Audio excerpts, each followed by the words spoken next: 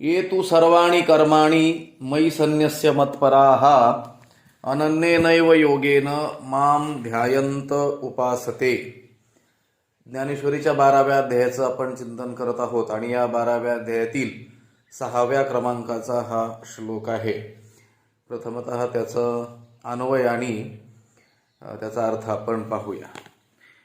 तू ये मयि सर्वाणि कर्माणि सन्न्यस्य मत्पराः अनन्येन योगेन माम एव ध्यायन्तः उपासते. तू म्हणजे परंतु किंवा पण. ये म्हणजे जे. पण जे मयी म्हणजे माझ्या ठिकाणी. पण जे माझ्या ठिकाणी सर्वाणि कर्माणि सन्न्यस्य सर्व कर्म अर्पण करून. अर्जुना, पण जे माझ्या ठिकाणी सर्व कर्म अर्पण करून मत्परायण होत साते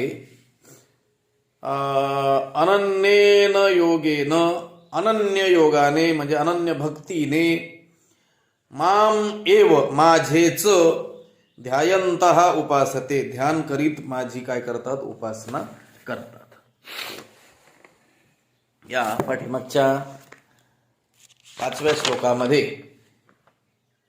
त्या अव्यक्त उपासकांना ती अव्यक्ताची उपासना करताना ज्या दुःखांना सामोरं जावं लागतं त्याचं वर्णन इथं भगवंतांनी केलेलं आहे. क्लेशोधिकतरस्तेषां अव्यक्तासक्त चेतसाम अव्यक्ता हि गतिर्दुःखम देहवद्भिरवाप्यते. व्यक्त उपासकाप्रमाणेच ते जे अव्यक्त उपासक आहेत ते देखील ते प्राप्नुवन्ति मामेव ते मलाच प्राप्त होतात असं भगवंताने म्हटलेलं आहे. जसं त्या व्यक्त उपासकाला काय म्हटलेलं आहे, मय्यावेश्य मनो ये माम ये नित्ययुक्ता उपासते श्रद्धया परयोपेतास ते मे युक्ततमा मताः. त्यांच्याबद्दल त्या व्यक्त स्वरूपाची उपासना करणारे जे भक्त आहेत, सगुण भक्त जे आहेत, त्यांना भगवंताने युक्ततम असं म्हटलेलं आहे. कारण अर्जुनाचा जो प्रश्न होता तेषाम के योगवित्तमाः, योगवित्त कोण आहेत, तर भगवंताने सांगितलं की माझ्या व्यक्त रूपाची, माझ्या सगुण रूपाची, साकार रूपाची जे काय करतात उपासना करतात. पण कसे, मय्यावेश्य मनो ये माम नित्ययुक्ता उपासते, माझ्या ठिकाणी चित्त ठेवून नित्य समाहित झालेले आणि परमश्रद्धेनं युक्त होऊन, युक्त असलेले, परया श्रद्धया उपेताः, असे जे भक्त माझी व्यक्ताची उपासना करतात ते मे युक्ततमा मताः, मे मताः ते युक्ततमा, माझ्या मते किंवा मी त्यांना युक्ततम मानतो. मग सहजच प्रश्न निर्माण होतो की भगवंता, व्यक्त आणि अव्यक्त हे दोन्ही देखील तुझेच काय आहेत, रूप आहेत. मग व्यक्त ही तुझंच रूप आणि अव्यक्त ही तुझंच रूप. त्यातल्या व्यक्ताची उपासना करणाऱ्या त्या भक्तांना तू युक्ततम म्हणतो, तर मग तुझ्या अव्यक्त रूपाची उपासना करणारे जे आहेत, काही ज्ञान मार्गाने तुझ्या अव्यक्त रूपाची काय करतात उपासना करतात आणि काही योग मार्गाने उपासना करतात, मग त्यांची गती काय, तर भगवंताने सांगितलं ते प्राप्नुवन्ति मामेव, ते मामेव प्राप्नुवन्ति, ते देखील मलाच काय होतात प्राप्त होतात. पण गोष्ट अशी आहे, ते मला जरी प्राप्त होत असले, मलाच प्राप्त होत असले अव्यक्ताचे उपासक योगमार्गाने अथवा ज्ञानमार्गाने येणारे, तरी देखील त्यांना क्लेश मात्र काय आहे, अधिक आहे. कष्ट काय आहेत, अधिक आहेत. सगुण उपासनेपेक्षा, सगुण भक्तीपेक्षा अशा या निर्गुणाची उपासना करणाऱ्या उपासकांना पुष्कळ अधिक काय आहेत, कष्ट आहेत. म्हणून अव्यक्ता ही गतिर्दुःखम देहवद्भिरवाप्यते, देहवद्भिः अव्यक्ता गती ही दुःखम अवाप्यते. त्या देहाशी तादात्म्य ठेवणाऱ्यांना अव्यक्त ब्रह्मरूप गती म्हणजे फार कष्टाने ती प्राप्त होते. अत्यंत काय आहेत, कष्ट आहेत. त्याचंही वर्णन ज्ञानोबरायांनी विस्तारपूर्वक केलेलं आपल्याला आढळतं. ह्याच्यामध्ये इतके भयंकर कष्ट असल्यामुळंच कष्ट आहेत आणि व्यक्ताची उपासना करणारे जे भक्त आहेत, जे भक्तिपंथाला लागलेले आहेत, ते मात्र या योग मार्गाने निघालेल्या लोकांप्रमाणे कष्टाला जाणत नाहीत. म्हणून येरते पार्था नेणतीची हे व्यथा, जे का भक्तिपंथा ओटंगले, या 5व्या श्लोकाच्या भाष्याच्या शेवटची उभी म्हणजे 6व्या श्लोकाच्या वर जी उभी आहे ते म्हणतात, म्हणून पार्था, म्हणून अर्जुना, ते येर इतर जे लोक आहेत ते हे व्यथा नेणतीची, ते ही व्यथा जाणतच नाहीत. ज्या व्यथेचं वर्णन इथं केलेलं आहे, अव्यक्ताच्या उपासकांना होणारी व्यथा, ते भक्तिपंथा ओटंगले, भक्तिपंथाला जे लागलेले आहेत ते या योग व्यथेला जाणत नाहीत. आणि त्यांचंच वर्णन आता इथं पुढं 6व्या श्लोकामध्ये करत आहेत. तू म्हणजे पण. आता मागचा श्लोक जो आहे 5वा, त्याच्यामध्ये या अव्यक्त उपासकांना या मार्गाने चालताना अत्यंत दुःख होतं असं सांगितलं. आणि ते सांगितल्यानंतर लगेच पुन्हा व्यक्ताबद्दल सांगायचंय.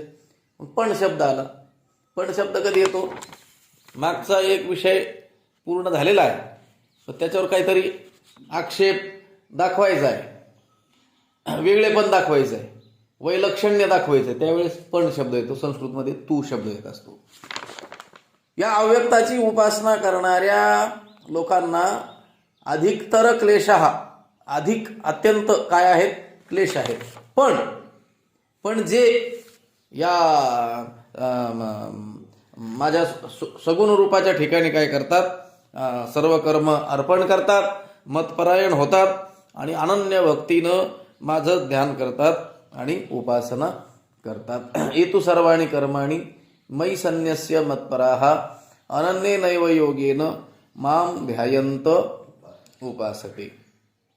काही ज्ञानेश्वरीच्या प्रतीमध्ये ही 75व्या क्रमांकाची उवी आहे, जी वर आत्ता आपण वाचली. म्हणून येरते पार्था नेणतीची हे व्यथा, जे का भक्तिपंथा ओटंगले, ती ओवी काही प्रतींमध्ये 6व्या श्लोकाच्या खाली दिलेली आहे. लक्षात आलं का? म्हणजे 6व्या श्लोकावर लिहिलेलं भाष्य अशा अर्थाने दिलेले आहे. पण माझ्यासमोर जी ज्ञानेश्वरी आहे त्याच्यामध्ये त्या 5व्या श्लोकाचंच भाष्य म्हणून ती दिलेली आहे. इथं या 6व्या श्लोकाचा अर्थ एकदा सांगून त्यावरचं ज्ञानोबरायांचं भाष्य आपण पाहू. पण जे माझ्या ठिकाणी सर्व कर्म अर्पण करून मतपरायण होत साते अनन्य योगाने माझे ध्यान करीत माझी उपासना करतात. कशी उपासना करतात ते? तर जे माझ्या ठिकाणी सर्व कर्म काय करतात? अर्पण करतात. कर्म करत नाहीत असं नाही, कर्म करतात. लक्षात आलं का? पण ते मद अर्पण बुद्धीनं करतात. सर्व कर्म करून ते कोणाला अर्पण करतात? मला, ईश्वरालाच काय करतात? अर्पण करतात. कोणते कर्म? वर्णाश्रम विहित जे कर्म, त्यांच्या वर्ण आणि आश्रमानुसार त्यांच्या वाट्याला आलेले जे कर्म आहेत ते सर्व कर्म ते काय करतात? आणि कर्म करून माझ्या ठिकाणी काय करतात? अर्पण करतात. पुन्हा मतपरायण माझ्या ठिकाणी कसे असतात? तत्पर असतात. लक्षात आलं का? माझ्या भक्तीच्या ठिकाणी माझ्या ठिकाणी कसे असतात? ते तत्पर असे असतात. मतपरायण असतात. आणि मतपरा म्हणजे मलाच सर्वश्रेष्ठ ते समजणारे असतात. आणि अनन्येन योगेन, आणि अनन्य योगाने म्हणजे अव्यभिचारी भक्ती योगाने, अनन्य योगाने म्हणजे अन्याश्रयाणां त्यागो अनन्यता, दुसऱ्या कोणाचाही आश्रय न करता, दुसऱ्या कोणाचाही अवलंबन न करता, सगळ्या आश्रयांचा त्याग करून केवळ माझ्याच एकट्याच्या ठिकाणी, माझ्याच एकट्याची अनन्येन योगेन, अनन्य योगाने, अव्यभिचारी भक्तीनं, अनन्यतेनं माम एव ध्यायंत उपासते, माझं ध्यान करीत काय करतात? उपासना करतात. सतत माझंच काय करतात? ते ध्यान करत असतात. आता यावर ज्ञानोबरायांनी काही 7व्या भाष्य आहे. कर्मेंद्रिय सुखे करीती कर्मे अशेखे जी एका वर्णविशेखे भागा आली. त्या भक्तांचं वर्णन झालं. सगुण उपासक जे भक्त आहेत ते सर्व कर्म करून माझ्या ठिकाणी ते काय करतात, अर्पण करतात, माझ्या ठिकाणी तत्पर असतात आणि अनन्य योगाने, अनन्य भक्तीनं, अव्यभिचारी भक्तीनं माझं ध्यान करीत काय करतात, ते उपासना करतात. कर्मेंद्रिय सुखे करीती कर्मे अशेखे जी एका वर्णविशेखे भागा आली. जी एका कर्मे वर्णविशेखे भागा आली अशेषे कर्मे सुखे करीती. म्हणजे जी काही कर्म आपापल्या वर्णाश्रमानुसार त्या भक्तांच्या वाट्याला येतात, भक्तांच्या वाट्याला जी आलेली आहे, तो भक्त देखील कोणत्या तरी वर्णामधला आणि कोणत्या तरी आश्रमातलाच असेल. ब्राह्मण असेल, क्षत्रिय असेल, वैश्य असेल किंवा शूद्र असेल, त्यात ब्रह्मचारी असेल, गृहस्थी असेल, वानप्रस्थी असेल किंवा संन्यासी असेल, असा कोणीही असू शकतो. लक्षात आलं का? म्हणून तर म्हटलं, यारे यारे लहान थोर याती भलते नारी नर, करावा विचार न लगे चिंता कवनासी. सकळासी येथे आहे अधिकार, कलियुगी उद्धार हरीच्या नामे. या भक्तिमार्गामध्ये सर्वांनाच काय दिलेला आहे, अधिकार दिलेला आहे. त्यामुळं तो कोणीही असू शकतो, ब्राह्मणच भक्त असू शकतो असं काही नाही आहे. भक्तीचं मीटर कोणी एखाद्या विशेष वर्णातलाच असला पाहिजे, विशेष कुळातलाच असला पाहिजे असं काही नाही. तो कोणत्याही कुळातला असला तरी तो भक्ती करू शकतो, परंतु त्याने ते अशा पद्धतीनं केली पाहिजे. म्हणून ज्या काही वर्णामध्ये, ज्या काही आश्रमामध्ये तो असेल आणि त्या वर्ण विशेषामुळे, आश्रम विशेषामुळे जी जी कर्म त्याच्या काय आली असतील, वाट्याला आली असतील किंवा आलेली आहेत, ती तो काय करतो, सुखे ती अशेखे, ते सर्व अशेष कर्म म्हणजे संपूर्ण कर्म, काही शिल्लक न ठेवता सर्वच कर्म, किंवा मग हे कर्म योग्य वाटतंय म्हणून मी ते करील आणि हे काय उचित वाटत नाही म्हणून मी करणार नाही, अशी कोणतीही तक्रार न करता तो काय करतो, आपल्या वाट्याला आलेली कर्म काय करतो, आनंदाने करतो. सुखे, लक्षात आलं का? कुरकुर न करता, उलट आहेत वाट्याला जे आला असेल त्याच्यामध्ये आनंद घेऊन ती कर्म करतो, आनंदाने ती कर्म करतो. आपल्या वाट्याला जी आलेली आहेत ती करतो, ती सर्व कर्म करतो. लक्षात आलं का? आणि ती करत असताना कोणतीही तक्रार न करता आनंदाने करतो. लक्षात आलं का? माणसाने देखील आपल्या वाट्याला आलेली कर्म करावी, जी जी वाट्याला आलेली आहेत ती सर्व करावी, आणि ती देखील कशी करावीत, आनंदाने करावीत. कारण आपली योग्यता जाणूनच ती कर्म भगवंताने आपल्या वाट्याला दिलेली आहेत असतात. जया जे विहित ते ईश्वराचे मनोगत असं म्हटलेलं आहे ज्ञानोबरायांनी. ईश्वराचीच तशी इच्छा आहे म्हणून ते कर्म आपल्या वाट्याला आलेलं असतं. आपल्या इच्छेला तिथं महत्व नाही. आपले पूर्वीची कर्म पाहून त्या योग्यतेनुसार आपल्याला ती कर्म आपल्या वाट्याला आलेली असतात आणि तीच करणं उचित असतं. आपण दुसऱ्याकडे पाहतो आणि दुसऱ्याच्या वाट्याला आलेली कर्म ती आपल्याला काय वाटतात, सोपी अशी वाटतात, सुलभ अशी वाटतात, आणि आपल्याला वाट्याला आलेली कर्म मात्र आपल्याला कठोर आहे ना, कठीण अशी वाटतात. आणि मनुष्य आपल्या कर्तव्य कर्मामध्ये रत होण्यापेक्षा दुसऱ्याच्याच कर्माचं काय करत बसतो, चिकित्सा करतो किंवा चिंतन करत बसत असतो. हा जो भक्त आहे किंवा हे जे भक्त आहेत, या व्यक्त रूपाची उपासना करणारी सगुण उपासक जे आहे, भगवंत ज्यांना भक्त म्हणतो आहे, लक्षात, तेमे युक्त तमा हा असं ज्यांच्याबद्दल म्हटलं गेलेलं आहे, ते काय करतात, कर्मेंद्रिय सुखे जे का कर्मे वर्ण विषेखे भागाशी आली किंवा भागा आली ती अशेषे कर्मे सुखे करीती. जी काही कर्म आपल्या जातीनुसार आपल्या वर्णाश्रमानुसार त्या भक्तांच्या वाट्याला येतात ती सगळी कर्मे त्यांची कर्मेंद्रिय काय करतात, आनंदाने करतात. त्यांची कर्मेंद्रिय, बरं, कर्म ज्याच्या माध्यमातून होतं ती कर्मेंद्रिय, आणि जाणलं जातं ज्ञान ज्याच्या माध्यमातून होतं त्याला काय म्हणायचं, ज्ञानेंद्रिय. या भक्तांची जी कर्मेंद्रिय आहेत त्या भक्तांची कर्मेंद्रिय त्याच्या वाट्याला आलेली जी जी कर्म आहेत ती सर्व कर्म सुखाने आनंदाने ते करत असतात. कर्मेंद्रिय 5 आहेत, ज्ञानेंद्रिय देखील काय आहेत, 5 आहेत.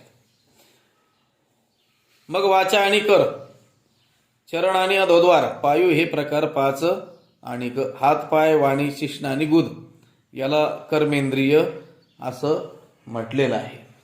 ही त्या भक्ताची जी कर्मेंद्रिय आहेत ती कोणतीही कुरकुर न करता आपल्याला वर्णाश्रमानुसार वाट्याला आलेली सर्व कर्म आनंदाने करत असतात.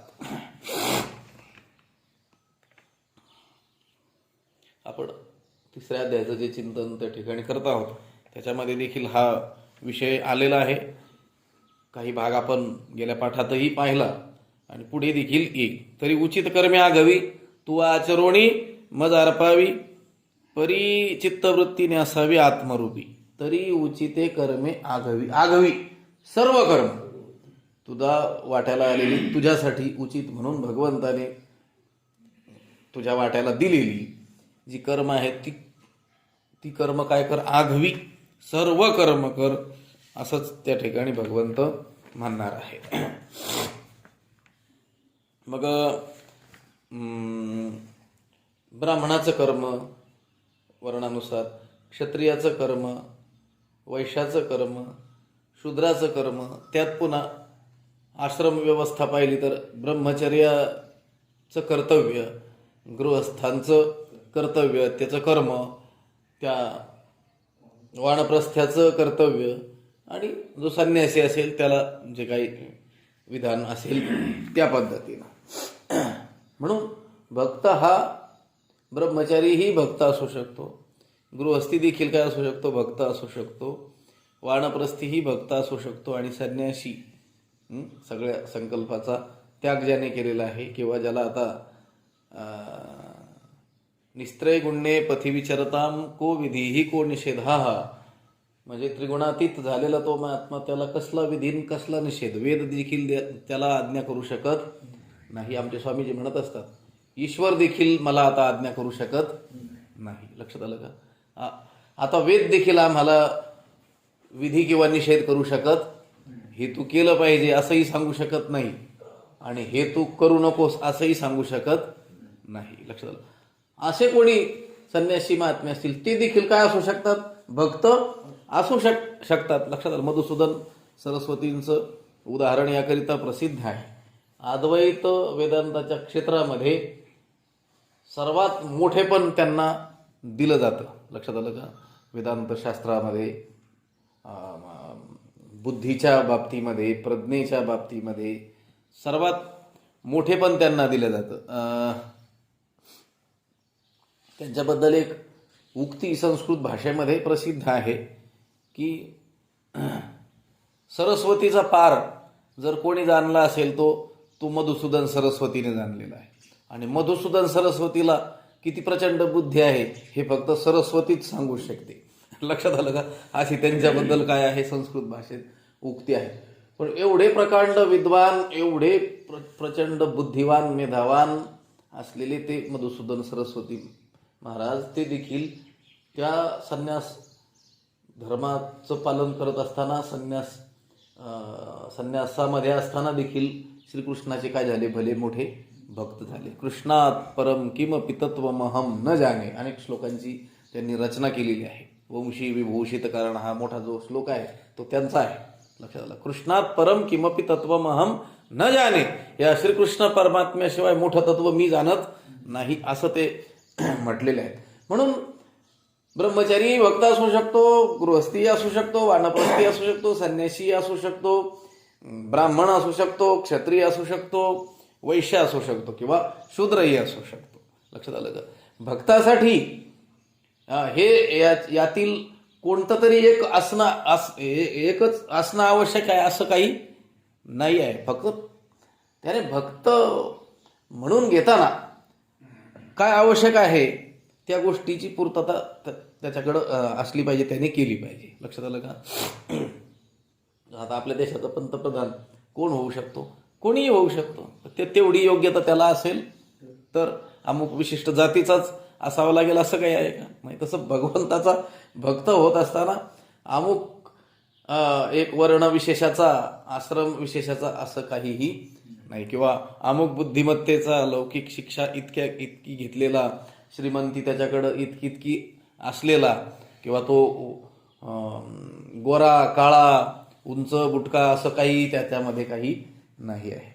असे जे हे अनन्य भक्त आहेत ते त्या भक्तांची कर्मेंद्री, त्या भक्ताच्या वर्ण आश्रमानुसार वाट्याला आलेली जी कर्म आहेत ती सर्व कर्म कोणतीही तक्रार न करता सुखे म्हणजे सुखाने आनंदाने काय करतात.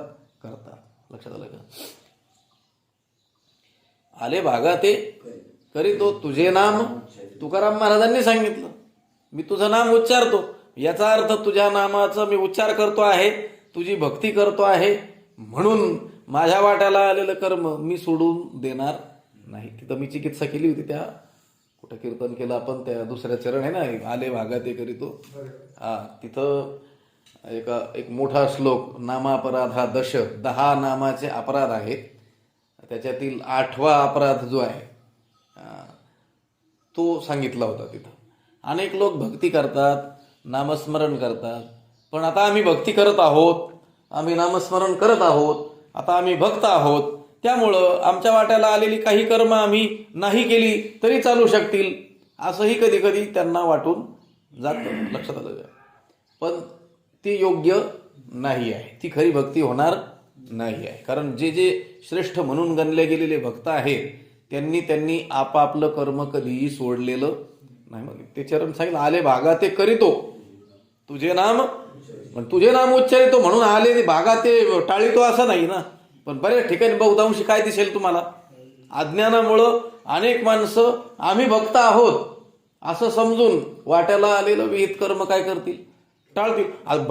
अर्जुन काय लहान भक्तराज किरीटी परिसत्व असे म्हटलेलं आहे ना. भक्तांचा तो काय होता, राजा होता, आणि आपल्या वाट्याला आलेलं कर्म टाळू पाहत होता. मग भगवंताने म्हणायला पाहिजे होतं, ठीक आहे तू एवढी भक्ती करतो तर तुझ्या वाट्याला आलेलं कर्म टाळलं तर काय हरकत आहे. तिथं तर त्याला काय सांगितलं, त्याला तर खूप बोलले, दूषणं दिले, आणि काहीही करून काय केलंय, लढायला प्रवृत्त कसा होईल हेच पाहिलेलं आहे ना. म्हणजे आपलं कर्म टाळू पाहणारा तो भक्त जरी असला तरी भगवंताला त्याने ते कर्म टाळणं अपेक्षित नाही आहे. लक्षात आलं का? ते एकेका अक्षराचं किती चिंतन आपल्याला करता येणं काय आहे, शक्य आहे. आता इथं ही जी ओवी आहे 76वी किंवा कोणतीही ओवी घेतली तरी जीवनाच्या सर्व अंगाला त्याचा स्पर्श होईल असं चिंतन ज्ञानोबरायांच्या एका अक्षरामध्ये दडलेलं आहे. लक्षात आलं की एका अक्षरात आहे माझा रमाकांत तुकोबराय म्हटलेले आहेत. तसं ज्ञानोबरायांच्या एका ह्या अक्षरामध्ये, या एका ओवीमध्ये, एका पदामध्ये मानवाच्या संपूर्ण जीवनाला स्पर्श करील, जीवनभर त्याला उपयोगी पडेल असे सिद्धांत याच्यामध्ये सांगितलेले आहेत. म्हणून कधीही आम्ही भक्ती करतो आहोत, भगवंताचं नामस्मरण करतो आहोत, म्हणून काही कर्म वाट्याला आलेली नाही केली तरी चालतील असं कधीही म्हणायचं नाही. लक्षात आलं का? अत्यंत त्या भक्तीत घडून गेलेला जो कोणी असेल, लक्षात, हेही सांगून टाकतो परत, आता आलंय ओघाने की आता ज्याला रात्र न कळे दिवस न कळे अंगी खेळे दैवत हे, अशी जर परिस्थिती होत असेल तर भगवंताने आणखी एका ठिकाणी आश्वासन दिलेलं आहे पुराणामध्ये, काही काळजी नका करू. तशा भक्ताच्या बाबतीमध्ये दुसऱ्यांनी विचार करण्याची आवश्यकता नाही की तो भक्तीत घडून गेलेला असल्यामुळं आता त्याचं कर्म करायचं काय होतंय, राहून जातंय, आणि मग त्याला आपल्याला सांगितलं तसं त्यालाही काय लागेल, दोष लागेल. नाही ना, आपल्याला आणि त्याच्यात बदल आहे, त्याच्यातील भानावरच नाही येतो आता. लक्षात आलं का? त्यामुळं ते कर्म काय होतात त्याच्याकडून विसरले जाण्याची, झाला नारायण, ते विसरले जाण्याची काय शक्यता. म्हणून तिथं सांगितलं की अशा भक्तीमध्ये, नामामध्ये घडून गेलेला जो कोणी आहे, की ज्याला आता आपल्या स्वकर्माचाही विसर पडलेला आहे, त्याचं ते कर्म अपूर्ण राहू नये म्हणून 30 कोटी ऋषी त्याचं ते कर्म करत असतात. लक्षात आलं का? ते देवाने 30 कोटी महर्षया, हा लक्षात आलं का? तिथं कोट्यवधी ऋषी काय करतात, त्याचं कर्म करायला बसलेले असतात. त्यांना काहीच काम नाही. कोणाचं काम करतात? ते ऑनलाईन काम चालू असतं अशा भक्तांचं, की जे भक्तीत अत्यंत घडून गेलेले असल्यामुळं त्यांना त्यांच्या स्वकर्माचा काय पडलेला आहे, विसर. नामाच्या, भगवंताच्या नामाच्या 15 शक्ती सांगितलेल्या आहेत. किती? तशा तर अनंत शक्ती आहेत, पण या 15 मध्ये सगळ्याचा काय केलेला आहे, अंतर्भाव केलेला आहे. कधीतरी आता विषय आल्यावर बघू, एखाद्या नामपर अभंगाचं चिंतन जर दीर्घकाळ करायचं असेल, महिना 15 दिवस तरी कमीत कमी, तर मग त्याच्यावर विचार करता येईल. त्याच्यात नामाची जी 15 शक्ती ज्या आहेत, त्याच्यात एक शक्ती आहे कर्म संपूर्तिकारिणी. लक्षात आलं? कोणती शक्ती? कर्म संपूर्तिकारिणी. म्हणजे त्या नामात तो अत्यंत जर घडून गेलेला असेल तर त्याचं ते कर्म काय होतं, आपोआप पूर्ण होतं. पण तो तितका घडलेला पाहिजे ना. बाकीचं सगळंच कळतंय आणि विहित कर्म मात्र टाळतोय, अशा चॅप्टर भक्तासाठी नाही ते. लक्षात आलं का? अशा काय शब्द आहे आपल्याकडे मराठी, अत्यंत ग्रामीण भाग, बारुळा आहे म्हणतात ते. लक्षात आलं का? लय बारुळा आहे म्हणतात. चॅप्टर, धूर्त अशासाठी नाही बरं का. बाकीच्यांनी आपल्या वाट्याला आलेली कर्म केलीच पाहिजेत, कुरकुर न करता केली पाहिजेत. लक्षात आलं का? चिंता विलापरहितम, चिंता, काळजी आणि आरडाओरडा न करता, आदळ आपट न करता काय ती कर्मे केली पाहिजेत. इथं ज्या भक्तांचं वर्णन चाललेलं आहे, की ज्या भक्तांना भगवंत तेमे युक्त तमा मता हा असं म्हणतो आहे, त्या भक्तांची कर्मेंद्रिये, त्या कर्मेंद्रियांनाच असं वळण लागलेलं आहे की जे वाट्याला आलं ते आनंदाने आणि संपूर्ण करायचं. अनेक लोक, सज्जन लोक असतात बघा व्यवहारामध्ये, त्यांच्या वाट्याला, म्हणजे त्यांना आपण कोणतं काम जर सोपवलं, जबाबदारी सोपवली, तर ते अत्यंत चोखपणे ती काय करतात, पार पाडतात. खरकट ठेवत नाहीत ते काम. लक्षात आलं का? कितीही त्रास झाला तरी देखील ते काम काय करतात, ते पूर्णच करून जातात. असं ते म्हणत नाही की बाबा 8 तासासाठी मी नेमलं गेलेलो आहे आणि आता ह्या कामाला तर 9 तासही लागण्याची शक्यता आहे, मला तर विश्रांतीही घेता येणं शक्य नाही, म्हणून मग मी हे असं तसंच करील. तसं नाही. अनेक लोक दिसतात की नाही व्यवहारात, 4-2 चांगली विचित्र अशी माणसं सगळीकडेच भरलेली आहेत. भगवंताने ते ठेवलेलीच आहे. उलट उपकार आहेत आपल्यावर अशा विचित्र लोकांचे देखील आणि चांगल्या लोकांचे देखील. आपल्याला चालती बोलती काय सापडतात, उदाहरणं सापडतात. तसं या भक्तांची कर्मेंद्रियेच असे आहेत की ते कर्मेंद्रिय पाहतात की या भक्ताला वर्णाश्रमानुसार कोणतं कर्म वाट्याला आलेलं आहे, आणि मग ते कर्म करण्यामध्ये तेच काय होतात, प्रवृत्त. आपल्याला आपल्या कर्मेंद्रियांना त्या कामात लावावं लागतं. लक्षात आलं का? आणि लावलं तरी देखील ती कर्म करताना ती सर्वच करतील असंही नाही, आणि केलेच सर्व तर आनंदानेच करतील असंही नाही. कोणत्या काम आनंदाने करतात काय माणसं? लक्षात आलं का? पण संत पुरुषांचे जीवन जर आपण पाहिले, आता वेळही आपल्याला तिकडे जायचंय, एखादी होईल तर त्या संत महात्म्यांनी आपल्या वाट्याला आलेली कर्म चोख केलेली आपल्याला दिसून येतात. लक्षात आलं का? ते कर्मामध्ये देखील, कर्म करण्यामध्ये देखील त्यांनी आळस केलेला, म्हणून तर ते आळसू न कीजे असं म्हटलेलं आहे ज्ञानोबा. आपल्याला आज्ञा देताना काय म्हणतात की आळस करू नका, काय मनशुद्धीच्या मार्गी ते विजयी व्हावे वेगी, तै कर्म सबळा लागी आळसू न कीजे. आणि त्यांनी स्वतः देखील आळस केलेला नाही आहे. म्हणून या भक्तांची जी कर्मेंद्रिय आहेत, ती कर्मेंद्रियच काय करतात, त्या वर्णविशेषामुळे, वर्णविशेखे जी एका वर्णविशेखे कर्मे भागा आली ती आशेखे सुखे करीती. ती सर्व संपूर्ण कर्म कोणतीही कुरकुर न करता काय करतात, पूर्णपणे करतात. कर्मेंद्रिय सुखे करीती कर्मे अशेखे जी एका वर्णविशेखे भागा आली. विधिते पाळीत निषेधाते गाळीत मज देऊनी जाळीत कर्मफळे. विधिते पाळीत, विधी म्हणजे वेद, शास्त्राने जे विधान केलेलं आहे, शास्त्राने जी कर्म करायची सांगितलेली आहेत, विधी ते पाळीत, ते विधीचं काय करतात, पालन करतात. शास्त्राज्ञा उल्लंघन करत नाहीत, शास्त्राज्ञेचं काय करतात, आपल्या जीवनात पालन करतात. आणि निषेधाते गाळीत, आणि ज्या गोष्टीला ही करू नको असं म्हणून सांगितलेलं आहे त्या निषिद्ध गोष्टींना काय करतात, गाळीत म्हणजे टाळीत, दूर करीत. आणि मज देऊनी जाळीत कर्मफळे, मज कर्मफळे देऊनी जाळीत, आणि मला ती कर्मे अर्पण करून कर्माची फळं काय करतात, जाळून टाकतात. आणि त्या मार्गाने, भक्तीच्या मार्गाने चालत राहतात. लक्षात आलं का?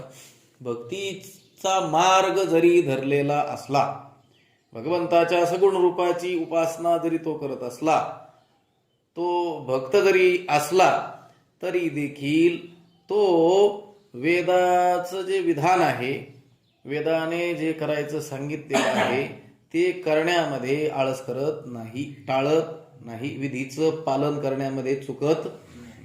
लक्षात आलं का? विधी ते पाळीत. कारण हे बघा, शास्त्र जे आहे ते आईप्रमाणे काय आहे, दयाळू आहे. नाही श्रुती परवती माऊली जगा, पै अहितापासून काढीती, हित देऊनी वाढविती. नाही श्रुती परवती माऊली जगा. आई ज्याप्रमाणे त्या बाळकाची सर्वस्वी काळजी वाहत असते, त्याच्या हिताची काळजी करत असते, तसंच प्रत्येक प्राणीमात्राच्या हिताची काळजी कोण वाहतो? वेद किंवा शास्त्र वाहत असतं. शास्त्रातलं अक्षरण अक्षर हे कसं असतं, हितकारकच असतं. त्या जीवाला शास्त्राने त्या वेळी जी आज्ञा दिलेली आहे ती त्या वेळी त्याने पालन करणंच आवश्यक असतं. त्याच्या कल्याणासाठी ती गोष्ट सांगितलेली असते. ही भक्त मंडळी त्या वेदाने कर म्हणून सांगितलेल्या विधीला काय करतात, सांभाळतात. विधी ते पाळीत. अनेक वेळेस वेदाचं विधान, शास्त्राचं विधान, या विधीचं विधान अत्यंत कठोर वाटण्याचा काय असतो, संभव असतो. माणसाला स्वच्छंद वागावं वाटतं. लक्षात आलं का? आपल्यावरती कोणाचंच नियंत्रण नको, आपण परतंत्र नसलं पाहिजे, पराधीन नसलं पाहिजे, कोणाचं दास नसलं पाहिजे. लक्षात आलं का? प्रत्येकालाच मालक व्हावं, स्वतंत्र व्हावं, स्वामी व्हावं. आपल्याला मनाला येईल तसं आपण वागण्यामध्ये आपल्याला काही आडकाठी नसावी असंच वाटत असतं. म्हणून अनेक वेळेस ह्या शास्त्राज्ञा आपल्याला काय वाटतात, कठीण वाटतात. जसं त्या बालकाला देखील आपल्या आई वडिलांचं वर्तन कधी कधी काय वाटतं, कठोर वाटतं ना.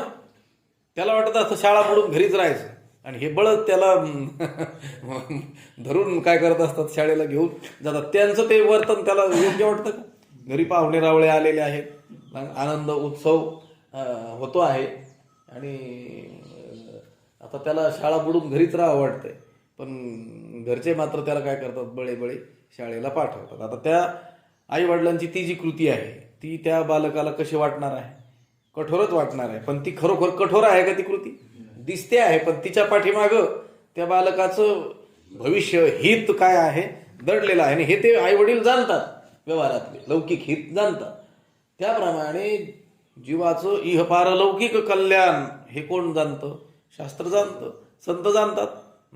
शोधून आले संत हिताहित जगा, है का नाही? या जगाचं हित, या जीवाचं हित, या जीवाचं कल्याण, या जीवाचं अकल्याण, अहित, नाश कशात आहे याचं ज्ञान त्या संतांना आहे, वेदाला आहे, शास्त्राला आहे. म्हणून हे विधिविधान मनुष्याकरता केलं जातं, मनुष्याच्या भल्याकरता केलं जातं आणि मनुष्याकरताच केलं जातं. लक्षात आलं का? मी इथं बोललो असेल किंवा कुठं अन्यत्र वेदानं मनुष्येतर प्राण्यांना काही विधान केलंय का?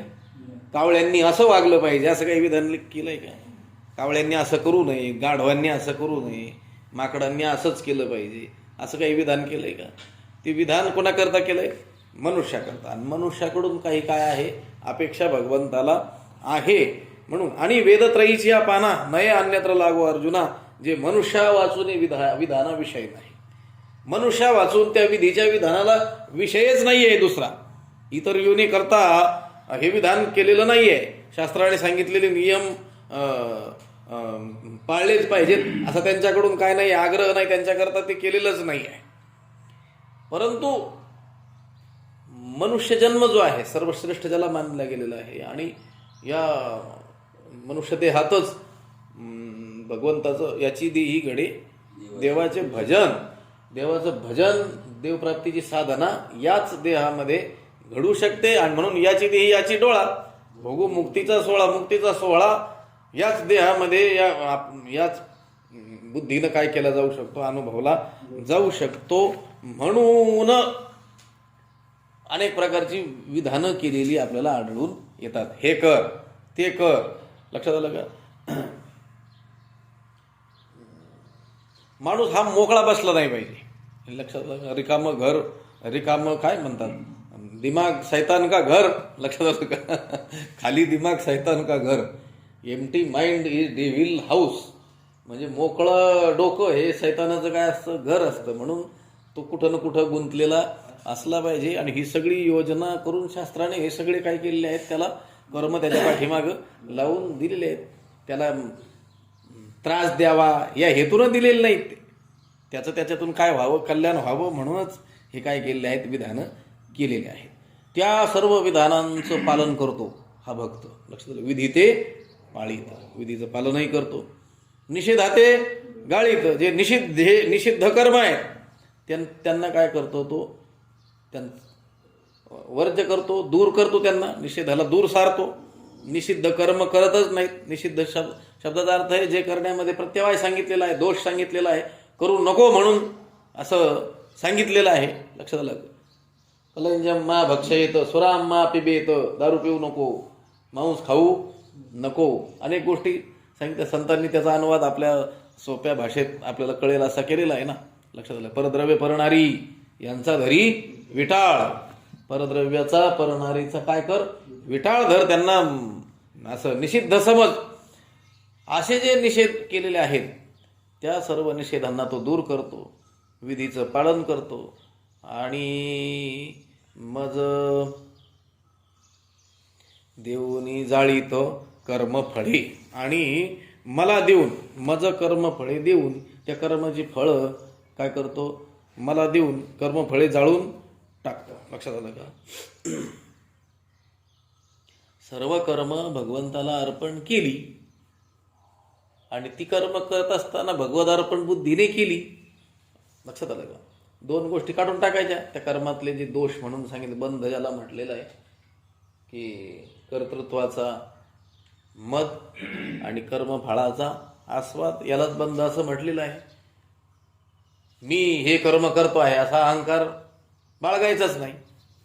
आणि अमुक अमुक फळासाठी मी हे कर्म करतो आहे, हे फळ मला मिळालंच पाहिजे अशा अभिलाषा फळाची ठेवायचीच नाही. कृष्णार्पण बुद्धीनं ती कर्म करत राहायची.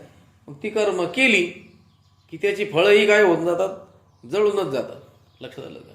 मग शुभ असो की अशुभ असो. लक्षात तुका म्हणे आम्ही झालो अग्निरूप, लागो निधी पाप पुण्यान. ठीक आहे बाबा, पाप लागून देऊ नका, पण पुण्य कशाला? पण पुण्यही बंधच आहे ना. परत पुण्य झालं गेले स्वर्गाला. लक्षात आलं का? तिथं पुन्हा दिव्य असे भोग भोगायचे संपले की दिले हाकलून, परत हे बंधच झालं की नाही. म्हणून मज देऊनी जाळीत कर्मफळे, ती कर्माची फळं, कर्म मला अर्पण करून टाकल्यामुळे ती कर्मफळं काय होतात, जळून जातात. बीज भाजून केली लाही, आम्हा जन्म मरण नाही. जसं बीज भाजलं नंतर जर पेरलं तर ते उगवतं का? ते लहानपणी वाटायचं हरभरे जर भाजून पेरले तर मग ते भाजलेले हरभरे त्याला येतील. आहे ते तयार असलं तर. पण तसं काही होत नाही. ते बीज भरजित बीज न्याय. बीज जर भाजलं तर त्याची जी प्रजनन क्षमता आहे ती काय होऊन जाते?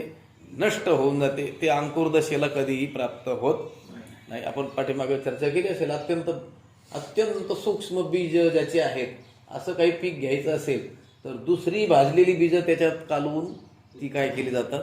पेरली जातात. कोणती? कांद्याचेच का? कांदे. त्याच्यामध्ये दुसरी बाजरीचे म्हणा किंवा दुसरे धान्याचं म्हणा काय करायचं? भाजायचं आणि पेरायचं. म्हणजे मग जी न भाजलेली जी पेरायची बीज आहेत तेवढीच काय होतात? उगवून येतात. मज देऊनी जाळीत कर्म फळे. कर्माचं फळ हे काय केलं पाहिजे? भगवंतालाच अर्पण केलं पाहिजे. आणि भगवंताला अर्पण केल्यानंतरच मग ते भोग देण्याकरिता शिल्लक राहणार नाही. यालाच कर्माचं जाळणं, कर्मफळाचं जाळणं असं म्हणतात. शास्त्रीय भाषेत जर सांगायचं तर तो जो भक्त आहे तो क्रियमान कर्म आपल्याला लागू देत नाही. लक्षात आलं का? प्रारब्ध भोगून संपवतो. संचिताचा ज्ञानाने काय होणार आहे? ज्ञानाग्नी सर्व कर्माणी भस्मसात कुरुते. लक्षात आलं का? ज्ञानरूपी अग्नीनं सर्व कर्म काय होणार आहेत? भस्म होणार आहेत. पण ते सर्व कोणती? सर्व शब्दाचा अर्थ संचितातील सर्व कर्म. लक्षात आलं का? जे अनंत जन्मातील जे संचित आहे ते काय होणार आहे? ज्ञानाने नष्ट होणार आहे. बरं, जे त्याच्यातून थोडंसं शिल्लक बाजूला काढून आपल्याला आत्ता भोगायला त्याचा आरंभ झालेला आहे त्याला प्रारब्ध असं म्हणतात. ते प्रारब्ध भोगादेव क्षय. प्रारब्ध कर्माचा भोगानेच काय होणार आहे? नाश होणार आहे. आणि ते मोठ्या आनंदाने तो भोगतोच आहे आणि नवीन उत्पन्न होऊनच देत नाही. लक्षात आलं. तर मग ते कर्मच संपुष्टात आल्याने त्याचा काय होऊन जाईल? ते कर्म, शेषकर्म ज्या आगामी जन्माचं कारण आहे तेच नष्ट झाल्यामुळं पुन्हा त्याला जन्म घ्यावाच लागणार नाही. तो ईश्वरामध्येच काय होऊन जाईल? विलीन होऊन जाईल. मद देऊनी जाळीत कर्म फळे. कर्म करावीत पण कर्मफळाची काय ठेवू नये? अपेक्षा ठेवू नाही. ती कर्मफळं भगवंताला अर्पण करून जाळून टाकावी. लक्षात आलं का? काही आपल्याकडं ठेवू नये. काही ठेवलं तर मग ते आपल्याला काय करावं लागेल? भोगावंच लागणार आहे. विधिते पाळीत निषेधाते गाळीत मज देऊनी जाळीत कर्म फळे. आपल्याला थांबावं लागेल. कुंडली कवरदा